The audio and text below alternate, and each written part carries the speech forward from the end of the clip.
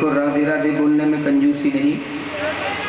आज समय से कथा प्रारंभ हुई है, समय से विराम भी करेंगे, लेकिन ये कंजूसी नहीं चलेगी। आने में कंजूसी करते हैं, हाँ देर से आते हैं, और आकर के फिर बोलते भी नहीं हैं। एक बार प्रेम से बोलिए राधे राधे।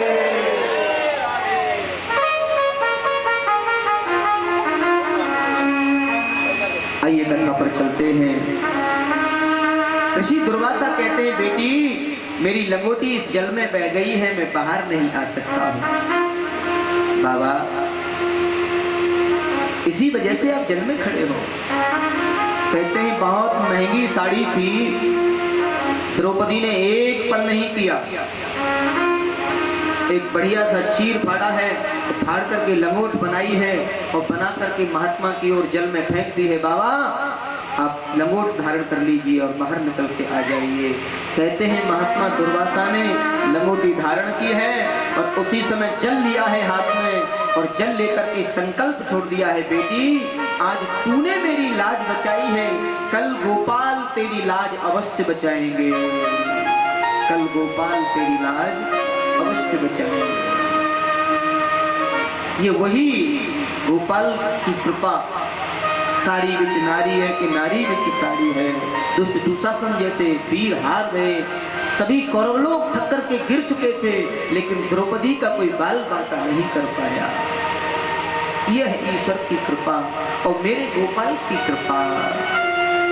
पितामह हिलकियां ले रहे हैं, बेटी अब मैं तुमसे बात नहीं करना चाहता हूँ, मैं अपने परमात्मा के रूप में है मेरे गोपाल, में उनसे बात करना चाहता हूँ। आप सब मुझे संवाद करना है, क्योंकि इससे बढ़िया समय मुझे मिलेगा नहीं, क्योंकि हर जीव ये चाहता है मेरी तपस्या, मेरा संकल्प इन्होंने पूरा किया। ये वो भक्त वत्सल हैं, अपना मान टले टल जाए पर भक्त का मान न टलते देखा। ये वही गोविंद हैं जिन्होंने मेरे दृढ़ संकल्प को पूरा करने के लिए, मेरी प्रतिज्ञा को पूरा करने के लिए अपनी प्रतिज्ञा को तोड़ दिया था। क्या मुझे ज्ञात नहीं है गोपाल का वो चरित्र? जिस दिन युद्ध क्षेत्र में मुझे सेनापति बनाया गया, मैंने इस भोर में ही संकल्प ले लिया था कि आज जो हरि शस्त्र न गाऊं तो लाजो गंगा जननी की मैं संतनु सुख न कहूं। मुझे माँ गंगा की सौगंध है जो आज हरि से मैं हथियार नहीं उठवाऊंगा, बात कर दूंगा हथियार उठाने को। और भगवान ने संकल्प लिया था कि मैं से तुम्हें हथियार नहीं उठाऊंगा। भगवान के संकल्प को तोड़वा दिया था। जिस समय सेनापति बने थे, अर्जुन भागने को तैयार हो गए थे, रथ में छुप रहे थे। गोपाल भाग लो, ये बुढ़ा आज मार डालेगा, ये छोड़ेगा नहीं, देख नहीं रहे हो क्या हाल बेहाल कर दिया है।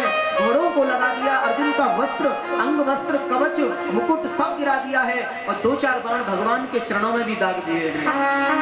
भगवान बाध्य हो जाते हैं और अर्जुन तो रथ के पिछले भाग में छुप जाते हैं। बाध्य कर दिया, बेहल हो गए अर्जुन और भगवान एकदम से उछल करके भूमि पर कूद जाते हैं और पड़ा हुआ था सामने रथ का एक पहिया और वो पहिया लेकर के जैसे ही मारने को हुए हैं, उसी समय पिता भीष्म ने अपने धनुष बाण रख दिए हैं। देवी पृथ्वी कंपन करने लगी क्योंकि परमात्मा अपनी प्रतिज्ञा तोड़ रहे हैं। भगवान ने कहा मैं अपनी प्रतिज्ञा अपने लिए नहीं, अपने इस वीर भक्त के लिए तोड़ रहा हूँ। पितामह भीष्म की भक्ति इतनी प्रबल है क्योंकि इन्होंने जो संकल्प किया है मैं उसे पूरा करूंगा। मैंने देखा नहीं कोई मतवाला हाथी मारने के लिए उधर है और सिंह बनकर के आप आ गए और मेरे ऊपर ऐसा प्रहार आप करने को उद्यत हुए। मुझे वो झांकी याद है, वो झांकी मेरे मन में आज भी बसी हुई है। मेरी प्रतिज्ञा रखने के लिए आपने अपनी प्रतिज्ञा रख दी। गोपाल आप जैसा दयावान, आप जैसा करुणावान कौन हो सकता है? और आज अगर आप आए हैं तो मैं इस समय को गवारा नहीं करता हूँ, मुझे इस समय का सदुपयोग करना है। देहांत काले तुम सामने हो, मुरली बजाते मन को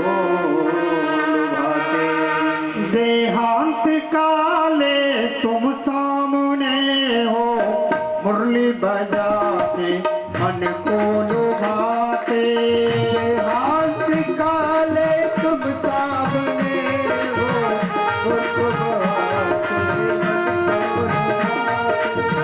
हाथ काले तुम सामने हो, बंसी बजा के मन को लुभाते, हाथ काले तुम सामने हो, बंसी बजाते मन को लुभाते। ये गीत गाके मैं धन रात त्यागूं, ये गीत गाके मैं धन रात त्यागूं, गोविंद दामोदर माधवेति। श्री कृष्ण गोविंद हरे मुरारी, हे नाथ नारायण वासुदेवा। श्री कृष्ण गोविंद हरे मुरारी, हे नाथ नारायण वासुदेवा। कृष्ण गोविंद हरे मुरारी, हे नाथ नारायण वासुदेवा। बोलो हरे हरे।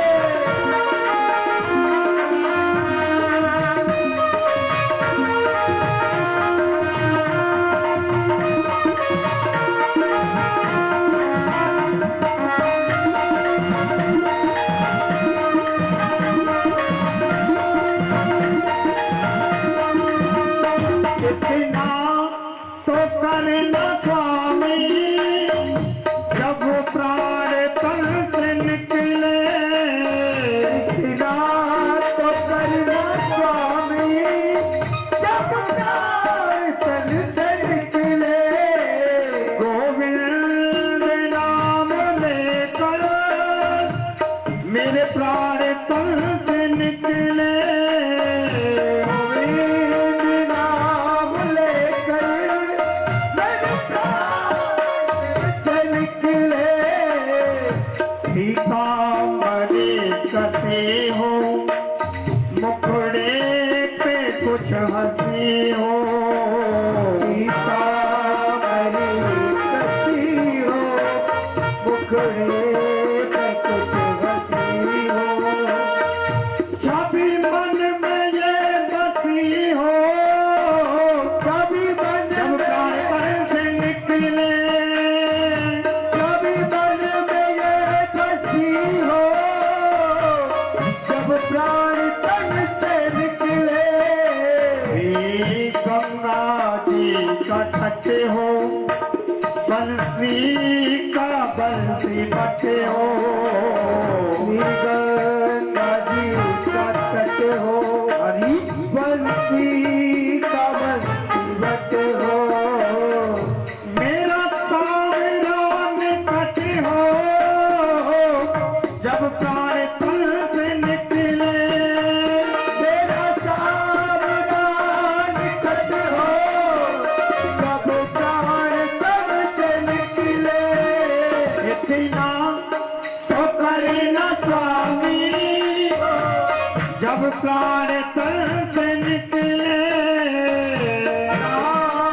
तो करना स्वामी, जब प्राण तन से निकले, गोविंद नाम लेकर मेरे प्राण तन से निकले, गोविंद नाम लेकर मेरे प्राण तन से निकले।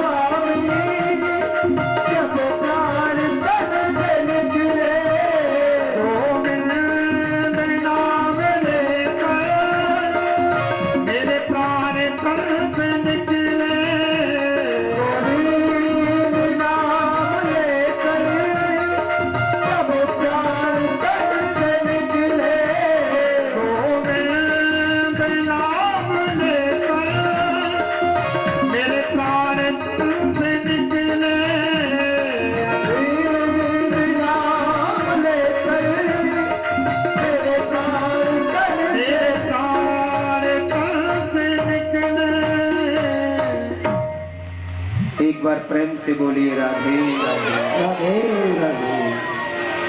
आज पितामह भीष्म ने भगवान के सामने ही अपने पंचभौतिक शरीर को त्याग दिया है और 12 भागवतों में आज भी उनका नाम आता है। पितामह भीष्म के जाने के बाद पांडवों ने उनके संपूर्ण संस्कार पूर्ण किए हैं और शोक सभाओं में संदेश दिया है। हमारे पितामह चले गए, हमें उनके द्वारा बताए हुए मार्ग पर चलना है और यही हमारा क्षत्रिय धर्म कहता है। हमारी क्षत्रिय धर्म की, हमारे कुल की एक परंपरा है। कहते हैं कुछ समय रहे भगवान द्वारकाधीश विजयश्री के बाद, खूब हर्षोल्लास मनाया, खुशियां मनाई। एक दिन धर्मराज युधिष्ठिर से कहने लगे, भैया अब मुझे द्वारका जाना है, मेरे सभी द्वारकावासी मेरा इंतजार कर रहे हैं। कुछ समय के लिए आपको युद्ध में विजयश्री दिलाने के लिए मैं आया था। युधिष्ठिर ने कहा, भैया कुछ और दिन रहेंगे तो और भी अच्छा लगेगा। अर्जुन ने निवेदन किया, गुरुवर अभी आप जाने का नाम मत लीजिए। कुंती तो रोने लग गई, आपके बगैर कैसे मन लगेगा। सभी शांत खड़े हैं। श्री द्वारकाधीश कहते हैं, भैया मैं आता जाता रहूंगा, जब भी कोई खुशी का अवसर हो मुझे सूचना देना, मैं शीघ्र आऊंगा। अभी मेरे कुछ जरूरी कार्य हैं। युधिष्ठिर ने अर्जुन को इशारा कर दिया, अर्जुन सुरक्षा के इंतजाम किए जाएं और द्वारकाधीश को सुरक्षित पहुंचाया जाए। अर्जुन अपना गांडीव लेके जा रहे हैं। अर्जुन ने कहा, मुझे किसी सेना की आवश्यकता नहीं है, सुरक्षा के लिए मैं अकेला ही काफी हूं। भगवान मुस्कुराने लगे, अर्जुन को बड़ा अभिमान हो रहा है, वो भी मेरी सुरक्षा ये क्या कर पाएंगे। कहते हैं अभिमान जब आता है जीवन में तो पतन का कारण बन जाता है। और भगवान के मन में अभिमान तो कभी हुआ नहीं, वो तिनके से भी छोटा बनना जानते हैं और पहाड़ से भी बड़ा बनना जानते हैं। कहते हैं जब भगवान गए द्वारका में तो द्वारका की भूमि को प्रणाम किया, अभिवादन किया।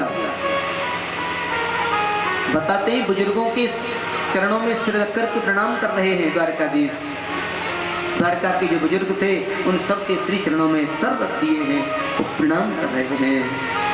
भगवान उपदेश देना चाहते हैं कि जीव को हमेशा झुकना सीखना चाहिए। शुष्क काष्ठानि मूर्खश्च न नमन्ति कदाचन, नमन्ति फलिनो वृक्षा नमन्ति गुणने जना। सूखी हुई जो लकड़ी होती है वो कभी झुकेगी नहीं, झुकाओगे तो वो टूट सकती है लेकिन झुक नहीं सकती है। और वैसे ही फलदार जो वृक्ष होता है जब उस पर फल आते हैं तो वो स्वतः ही झुक जाता है, झुकाने की जरूरत नहीं पड़ती है। तो ज्ञानवान बुद्धिमान जो व्यक्ति होते हैं वो झुकना जानते हैं। मानो भगवान ये उपदेश कर रहे हैं। अर्जुन देख रहे हैं सब कुछ। भगवान के आगमन में द्वारका में बड़ी खुशियां मनाई हैं। काफी दिन रहे अर्जुन से कहा, अर्जुन अब हम सुरक्षित हैं, बढ़िया हैं, आपका मन अगर जाने का हो तो आप राजकाज की व्यवस्थाएं देख सकते हैं। अर्जुन बोले, नहीं मेरा मन नहीं है अभी जाने का, अभी कुछ दिन रहूंगा। ठीक है। तो बताते हैं कि भगवान के सामने ही भगवान के जो वंशज थे, परिवार के जो लोग थे, उन्हें ऐसा अभिमान दिया, अभिमान बन गया हम हमारे और हम भगवान के वंशज हैं, हम तो भगवान के परिवारी हैं, और आपस में लड़ने लगे, संत अपराध करने लगे। तो बताते हैं असंख्य की संख्या में जो यदुवंशी जो थे वो लड़ लड़ करके आपस में मर गए, संत अपराध से आपस में मर गए भगवान के सामने। एक बहेलिया के द्वारा भगवान को विचित किया जाता है। अर्जुन मारने को उद्यत हुए, भगवान ने मना कर दिया, अर्जुन ये कार्य मत करिए, क्योंकि विधि का विधान अगर ऐसे ही है तो यही स्वीकार है। और वैसे भी मेरा धरा धाम से जाने का अवसर आ गया है, मुझे इस धरा से जाना है। अर्जुन बिलख रहे हैं, प्रभु मेरे लिए कोई आदेश। बोले जितने भी, क्योंकि मेरे जाने के तुरंत बाद ये द्वारका लुप्त हो जाएगी। आप मेरी जो ब्रजवासी हैं, ब्रज गोप ग्वाल हैं, गोपियां हैं, इनको सुरक्षित वृंदावन पहुंचा देना और दिल्ली प्रस्थान कर जाए। इंद्रप्रस्थ हस्तिनापुर दिल्ली को बोला जाता था। भगवान से अर्जुन ने कहा, ये मेरे लिए कोई बड़ा विषय नहीं है, आपको इस गांडीवधारी पर इतना भी भरोसा नहीं है। मैं गांडीवधारी अर्जुन, मैं बिल्कुल सुरक्षित पहुंचाऊंगा। भगवान मुस्कुराने लगे, बड़ा अभिमान हो गया है। कहते हैं रास्ते में कौलभील बन गए हैं स्वयं भगवान। कहते हैं समय बड़ा बलवान और भीलन लूटी गोपिका, वही अर्जुन वही बाण। अर्जुन भी वही थे और गांडीव भी वही था। गांडीव भी छुड़ा लिया, बाण भी ले लिए और अर्जुन को भगा दिया धक्का देकर। अर्जुन तो हारे थके लुटे पिटे से आ रहे हैं। आते ही दुर्योधन श्री युधिष्ठिर ने देखा, अर्जुन आपके चेहरे का तेज बिल्कुल नष्ट हो गया है। वंचितो महाराज हरिना हरिना बंधिरूपिणा ये नमः अत तेजो देव विश्वामापनं महा। अर्जुन, व्यक्ति के चेहरे का तेज नष्ट होने के 3 कारण बताए हैं। व्यक्ति के चेहरे का तेज नष्ट कब होता है? जब अगम्य नारी के संग समागम से व्यक्ति के चेहरे का तेज नष्ट हो जाता है। और गाय का गलती से अगर वध हो जाए तो भी चेहरे का तेज नष्ट हो जाता है। और जिसके बगैर जीवन में एक पल भी रहना नहीं सीखा हो, तो अगर हमारे बीच से चला जाए तो भी चेहरे का तेज नष्ट हो जाता है। इनमें से कोई कारण तो नहीं। अर्जुन एकदम से रोने लगे हैं, बिलखने लगे हैं। जिस द्वारकाधीश के बगैर एक पल भी हमने रहना नहीं सीखा, वो आज हमारे मध्य से चले गए, इस धराधाम से चले गए। और ये बात सुन रही थी कुंती, एक खम्भे से सर लगाए खड़ी थी। उसी समय कुंती ने सुना जैसे राजा दशरथ का प्रणाम तो हुआ है, राम राम कहे राम कहे, राम राम कहे राम, वैसे ही कृष्ण कृष्ण कहते हुए आज माता कुंती का प्रणाम तो हो जाता है। कृष्ण हे कृष्ण, अब हमारे जीवन का कोई आश्रय नहीं है। एकदम से प्रणाम तो हो जाता है। युधिष्ठिर सुनते हैं, उसी समय मुकुट उतार दिया है। हमारा मुकुट धारण करना अब शोभा नहीं देता, क्योंकि जिसके बगैर एक पल हमने जीवन में रहना नहीं सीखा, अब हम नहीं रहेंगे इस धराधाम पर। अर्जुन अवाक से रह जाते हैं। आदेश कर दिया है, हमें वनगमन करना है। परीक्षित को बुलाया। परीक्षित ने कहा, बाबा मैं तो बहुत छोटा हूं दादा। युधिष्ठिर कहते हैं, बेटा क्षत्रिय बालक की कोई अवस्था नहीं देखी जाती, न जाने कब उसके सिर पर ये जिम्मेदारी का मुकुट आ जाए। क्षत्रिय बालक तो बालक होते हुए भी वीर होता है। परीक्षित रो रहे हैं, बिलख रहे हैं, पितामह मैं तो अभी कुछ जानता भी नहीं हूं, अभी 11 वर्ष को पार किए हुए होंगे। उसी समय ये इतना बड़ा अतल चक्रवर्ती सम्राट में कैसे संभाल पाऊंगा। आश्वस्त किया है, हमारी कुल की मर्यादाएं ये हैं, हमारे नियम ये हैं, गोपनीय सूत्र ये हैं, पूरी बातों को बता दिया है। परीक्षित, तुम तो परीक्षित हो, परीक्षो रक्षति इति परीक्षित, तुम्हें कौन फेल कर सकता है? तुम तो जीवन की परीक्षाओं में पास हो। परीक्षित रो रहे हैं और 5 दादा उन्हीं की आंखों के सामने जा रहे हैं। कहते हैं सशरीर तो केवल धर्मराज युधिष्ठिर पधारे हैं, कुछ क्षण के लिए उन्हें भी नरक दर्शन करना पड़ा बताते हैं। और रास्ते में हिमालय की कंदराओं में बर्फ में विलीन हो जाते हैं। परीक्षित बड़ा सुंदर सुशासन संभाल रहे हैं। परीक्षित के राज में लोग घरों से ताले नहीं लगाते हैं और ये नियम है। परीक्षित ऐसे महान राजा रात्रि में भेष बदल बदल के जाते और महात्माओं के आश्रम में जाकर के झाड़ू लगा के आते थे। दिन में तो कोई करने नहीं देगा। इतने बड़े राष्ट्र के नायक हैं, कौन करने देगा सेवा? रात्रि में भेष बदल के जाते थे महात्मा। सुबह ये झाड़ू कौन लगा गया, पता नहीं कौन आया। ऐसे सेवा करते। ऐसे ही महान राजा परीक्षित एक दिन कौतूहल बस दादा के जमाने का एक मुकुट पहन लिया, और वो मुकुट था जरासंध का, पाप से कमाया हुआ। और समय का प्रभाव जब होता है, कहते हैं कि दिना जब उल्टे आमे सूर कायर है जामे, और जाको प्रभु दुख दारिद्र दे ताकि मति पहले हर ले। सूरवीर भी फेल हो जाते हैं समय जब पलटी लेता है। तो राजा परीक्षित जा रहे थे वन में, ये वही राजा संत सेवा करने वाले, और जैसे मुकुट पहना तो पहनते ही सबसे पहले काले काले पुरुष से मिलना हुआ है।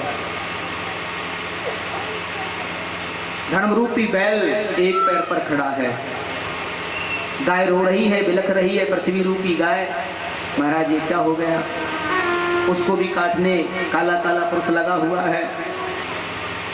जब धर्म नहीं होगा तो ये सब परमात्मा की सत्ता कहाँ होगी? धर्म बचेगा तो देश बचेगा। इसलिए धर्म को बचाना है और धर्म के लिए आगे बढ़ना है। धर्मो रक्षति रक्षतः। आज हमारे राष्ट्र में धर्म पर कुठाराघात हो रहा है। हमारे मनीषियों पर, हमारे विद्वानों पर षड्यंत्रकारी लोग कुठाराघात कर रहे हैं। ये एक सोची समझी एक हमारे धर्म को पथभ्रष्ट करने की साजिश है। धर्मो रक्षति रक्षतः। जो धर्म की रक्षा करता है, धर्म उसकी रक्षा करता है। आज कलयुग से मिलना हुआ। भगवान स्वयं ये सब दृश्य देख रहे हैं, और राजा परीक्षित कलयुग को मारने के लिए तैयार हुए। कौन? मैं कलयुग, त्राहिमाम। और राजा के चरणों में लेट गए। राजा को दया आ गई, क्योंकि दादा लोग कह के गए थे कि दुश्मन भी अगर पैरों में आ जाए, चरणों में आ जाए, तो उसे क्षमादान कर देना चाहिए। लेकिन यहाँ ये गलती हो गई। चरणों में तो आ गए, लेकिन चतुराई से कहा, महाराज मैं कलयुग हूँ, मेरा समय आ गया है, मुझे आना है। और बोले मेरे राज्य में कलयुग का आगमन नहीं हो सकता। नहीं प्रभु, अब समय हो गया है, हमें आना ही होगा। आपसे निवेदन है, मेरे लिए कोई स्थान आप दे दो, छोटा सा। न जाने कैसे राजा के मुख से निकल गया, धूतम पानम स्त्री है सूना यत्रा धर्म चतुर्विधा। जुए में कलयुग का वास, भक्तिरा जो करते हैं उसमें कलयुग का वास कपट के रूप में प्रवेश करता है। सुरापान, मदरा में कलयुग का वास। सुरापान मनुष्य को कितना बर्बाद कर देती है। परस्त्री गमन, जीव हत्या और दूषित जो स्थान है, गंदा जो स्थान है, उसमें तुम्हारा वास हो। और कलयुग ने एकदम से क्षमा मांगी है। महाराज ये आप क्या दे रहे हैं? कोई अच्छा सा स्थान भी दे दो। न जाने कैसे निकल गए, जाइए, स्वर्ण में भी तुम्हारा वास होगा। अब यहाँ थोड़ा सा त्रुटि हो गई। सोने का मुकुट पहने हुए थे, तो सिर पे जाके बैठ गए। जाको प्रभु दुख दारिद्र दे ताकि मति पहले हर ले। और राजा की मति भ्रष्ट हो गई। गए श्रृंगी समीक आश्रम में, महात्मा को भजन करते हुए देखा। एकदम से क्रोध और आवेश आ रहा है, बार बार नचाते हुए क्रोध आ रहा है। प्रकृति ये कैसा ध्रुव महात्मा बैठा है, इसे मालूम नहीं? अटल चक्रवर्ती राजा खड़े हैं, कोई अभिवादन नहीं, कोई सेवा नहीं, कोई जलपान की व्यवस्था नहीं, दहाड़े मार रहे हैं खड़े खड़े। महात्मा तो समाधि में लीन है। आज जो सेवक थे वो छुप गए डर की वजह से। राजा को क्रोध है। मरा हुआ एक तक्षक का वंशज एक सर्प पड़ा है, धनुष की नोक से ऐसे उठाया और महात्मा के गले में डाल दिया है। ढोंगी बैठा है कहीं का, डाल के चले आए। श्रृंगी समीक की चर्चा में श्राप लग जाता है। जिस दुष्ट ने मेरे पिता के साथ में ये दुस्साहस किया है, अंजलि से जल लिया है, जल छोड़ दिया है, उसकी आज से ठीक 7वें दिन मृत्यु हो जाएगी। काल उसको डस लेगा। अपनी वाणी रूपी संकल्प को एक विप्र ने उच्चरित कर दिया है। और ब्रह्म वाक्यम जनार्दना वो कभी खाली नहीं जा सकता है। महात्मा को जैसे मालूम हुआ बेटा संत को तो तत्क्षु होना चाहिए, मैत्रेयी होना चाहिए, ये तुमने क्या कर दिया। जिस राजा की वजह से हम इतने सुशासन में रहते थे, सुरक्षित रहते थे, तुमने उन्हीं को श्राप दे दिया, ये ठीक नहीं किया। आचार्य जन कहते हैं एक सेवक को भेजा है और राजा ने जैसे ही मुकुट उतार के रखा एकदम से मस्तिष्क घूम गया। अरे आज मेरे से क्या हो गया, मैंने तो बड़ी गलती कर दी, आज संत का अपराध हो गया मेरे से। विचार कर ही रहे थे ये हो क्या गया। उसी समय एक सेवक ने आके कहा महाराज आपको 7 दिन में मृत्यु का श्राप मिला है। बोले मेरे जैसे पापी को 7 दिन तो क्या 7 पल भी नहीं जीवित रहना चाहिए, लेकिन मैं भाग्यशाली हूं, मैं 7 दिन से पहले मर नहीं सकता, क्योंकि एक पल का एक क्षण का तो भरोसा नहीं है, कब किसके प्राण पखेरु उड़ जाए।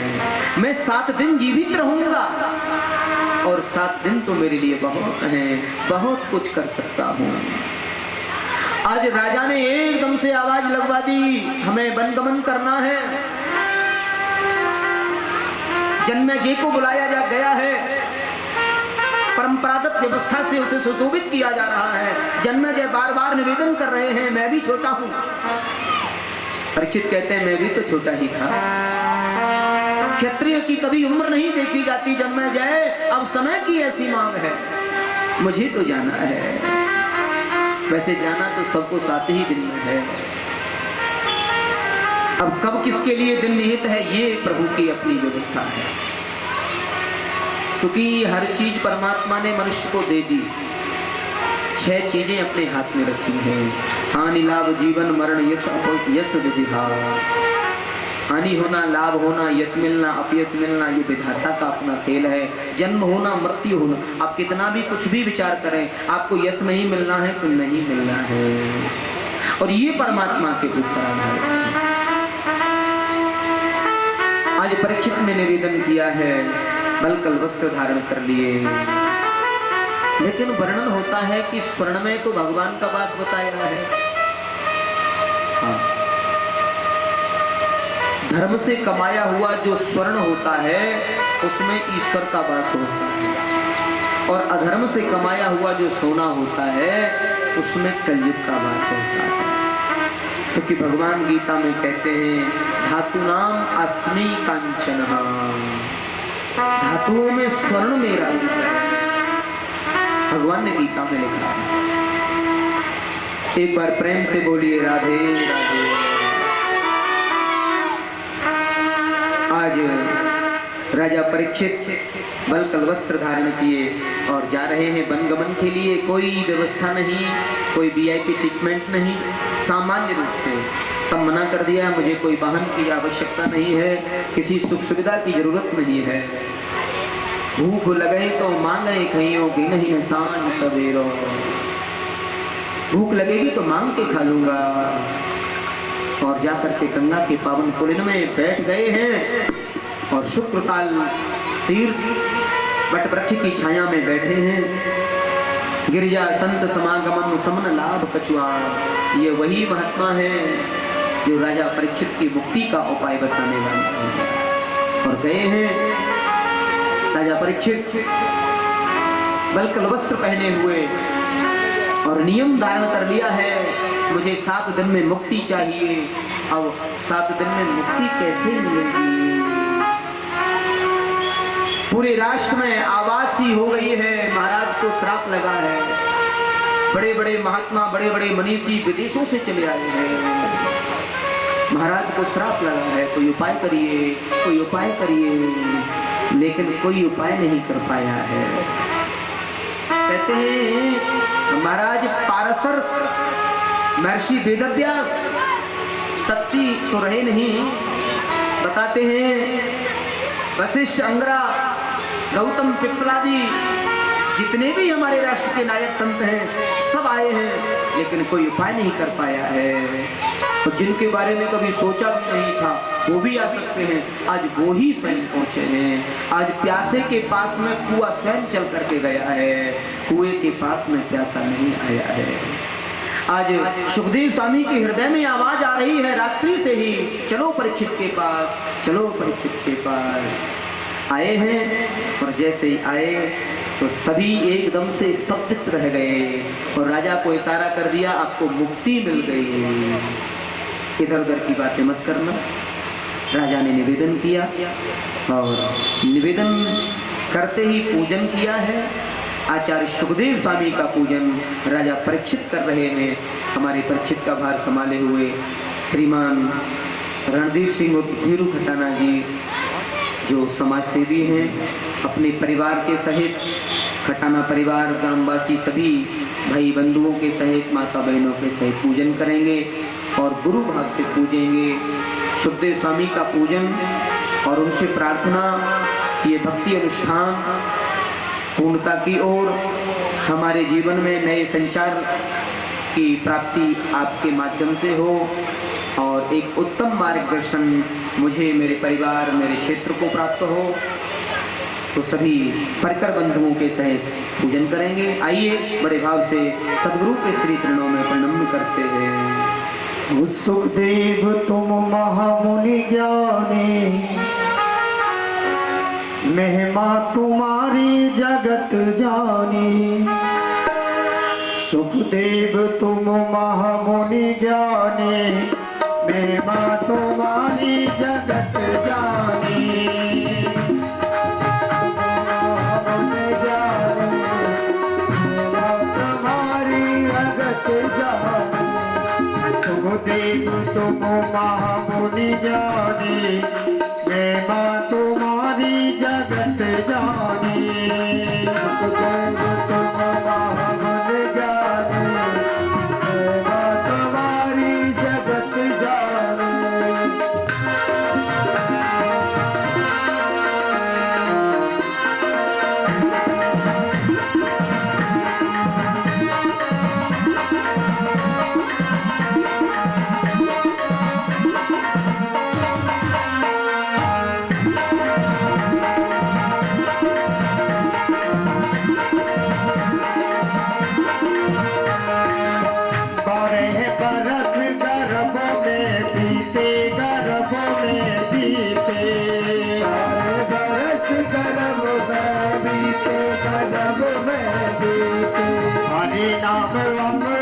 पीते रहे पीते रहे पीते रहे पीते अमृत पीते रहे पीते हाँ पीते रहे पीते। अमृत अमृत भाई तुमने बाने, महिमा तुम्हारी जगत जाने। तुम महामुनि जाने, महिमा तुम्हारी जगत जाने। सभी भक्त बारी बारी से आएंगे, सुखदेव भगवान का पूजन करेंगे बड़े भाव से। आइए बारी बारी से सभी पूजन करेंगे सुखदेव भगवान का।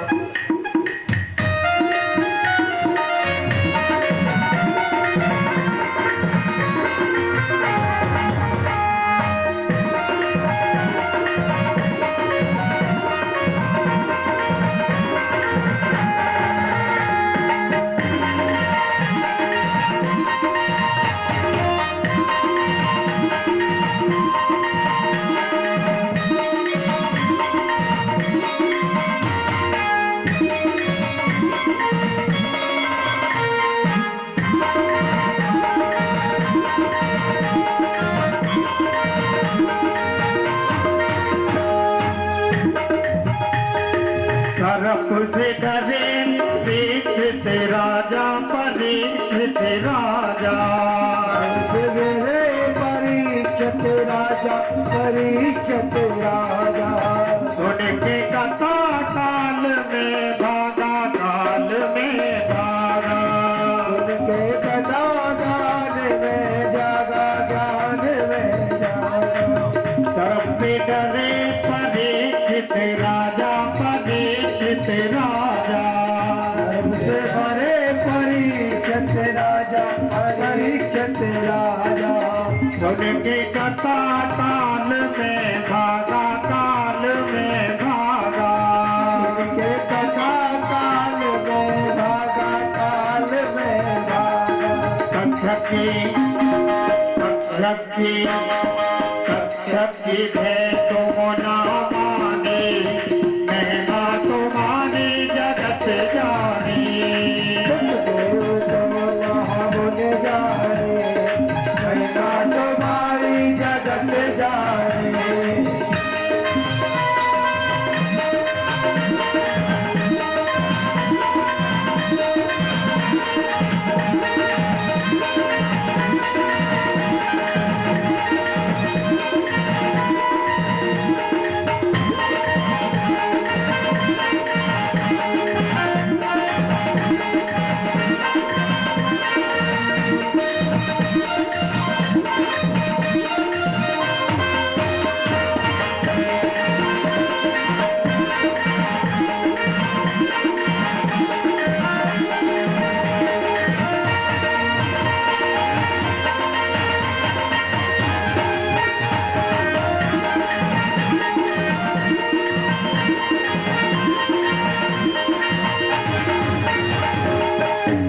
पुत्र मुनि तुम कहलाए, मुनि तुम कहलाए।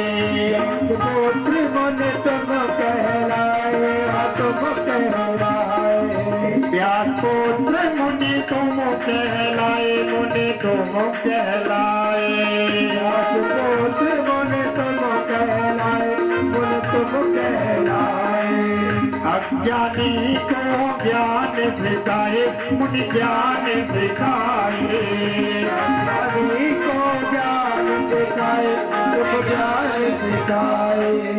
अज्ञानी को ज्ञान सिखाए, मुनि ज्ञान सिखाए। अज्ञानी को ज्ञान सिखाए, मुनि ज्ञान सिखाए। अरे मैं भी तो हूँ एक अज्ञानी, महिमा तुम्हारी जगत जानी।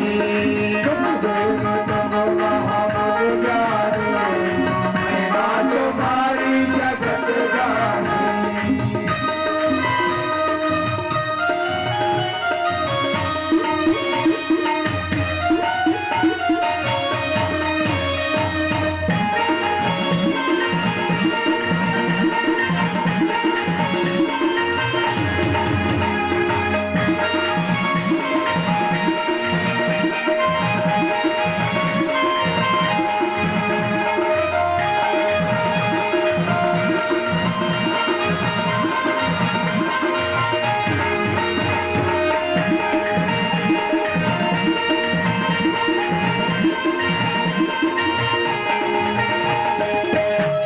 कथा के रसिक हो भारी, रसिक हो भारी।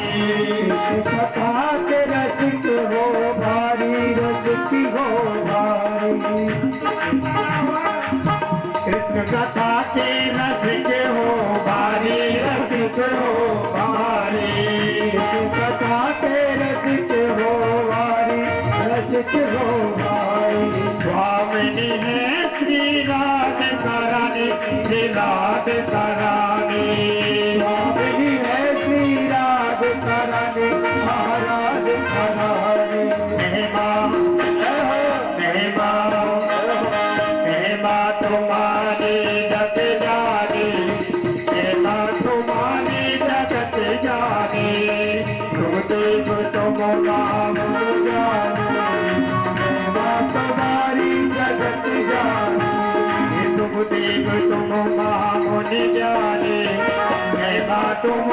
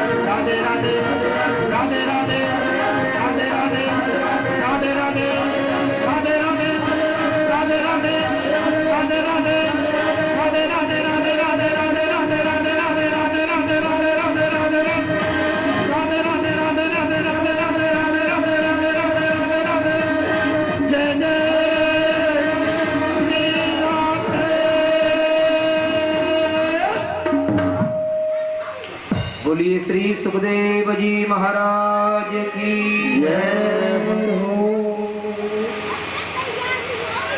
राजा परीक्षित ने गुरुदेव भगवान का पूजन किया और बड़े मनोभाव से चरणों का प्रक्षालन किया है। और यहाँ ऐसा अद्भुत मिलन हुआ है। कहते हैं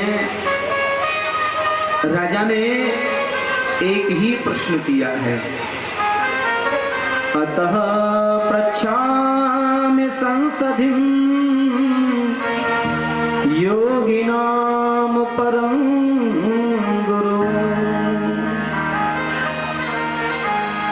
पुरुषस्यैव यत्कार्यं म्रियमाणस्य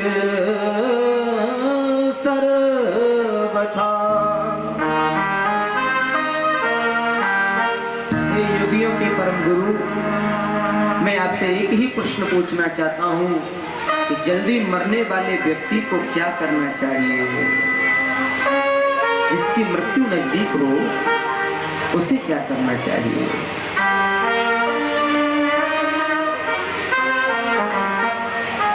तस्मात् भारत सर्वात्मा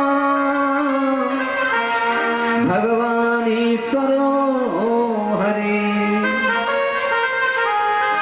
श्रोतव्य कीर्तवश्य स्मृते चेक्षता भयो। जल्दी मरने वाले व्यक्ति को एक ही काम करना चाहिए, श्वास श्वास पर नाम जपो, वृथा श्वास मत खो। ना जाने या श्वास की तेरे आवन हो ये ना हो। जो श्वास निकल करके चला गया वो लौट करके वापस आएगा भी या नहीं, ये कुछ पता नहीं है। इसलिए श्वास श्वास पर प्रभु का नाम स्मरण करना चाहिए। किसी रसिक ने लिखा है, तेरी हीरे जैसी श्वासा बातों में बीती जाए रे। ये ऐसी अनमोल श्वास हमें मिली हुई है, ये सांसारिक बातों में ही चली जाती है। एक पल का, एक क्षण का भरोसा नहीं है, कब श्वास निकल जाए।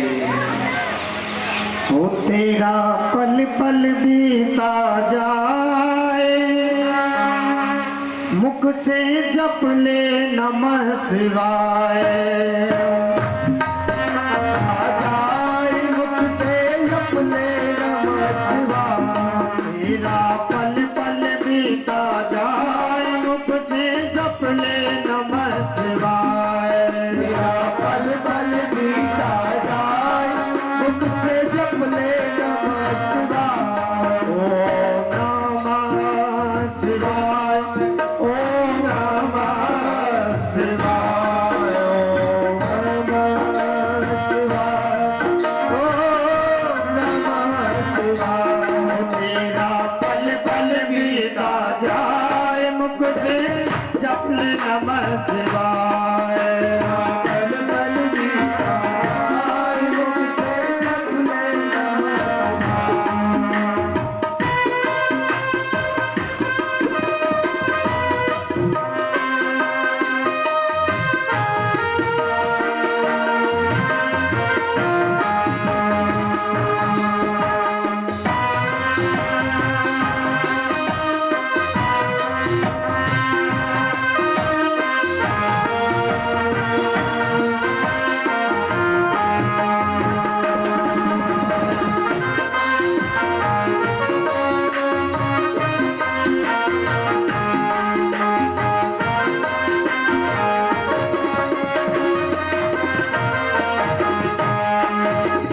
दुनिया पंछी का मेला, ये दुनिया पंछी का मेला, ये दुनिया पंछी का मेला, ये दुनिया पंछी का मेला।